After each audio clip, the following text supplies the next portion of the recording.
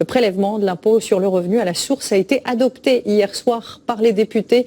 Il est prévu pour janvier 2018. La plupart des candidats de la droite proposent en revanche la suppression de l'ISF, l'impôt de solidarité sur la fortune. Il a rapporté 5 milliards d'euros cette année à l'État, mais ses détracteurs, vous le savez, l'accusent de faire fuir les foyers les plus riches à l'étranger. Alors comment le calcule-t-on? C'est notre minute pour comprendre, signé Denis Cadot et Emmanuel Lévy. Pierre et Marie forment l'un des 330 000 foyers fiscaux soumis à l'impôt de solidarité sur la fortune. Cela en raison de leur patrimoine qui dépasse le seuil d'1,3 million d'euros.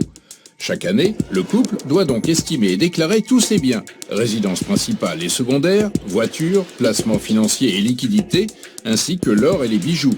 Mais ni l'entreprise, qui est un bien professionnel, ni la collection d'objets d'art, tous deux exonérés. Plus la fortune de Pierre et Marie augmentera, plus la note sera salée, jusqu'à 1,5% de taxation au-delà d'un patrimoine de 10 millions d'euros. Toutefois, ils peuvent faire baisser leur facture fiscale en investissant dans le capital de PME ou en multipliant les dons aux associations. Et surtout, l'ISF est plafonné pour que le montant de tous les impôts payés par un contribuable ne dépasse pas 75% de ses revenus. Un plafonnement largement mis à profit par les plus grandes fortunes de France, plutôt épargnées par l'ISF. Cette taxe sur la richesse rapporte environ 5 milliards d'euros, moins de 2% des recettes fiscales de l'État.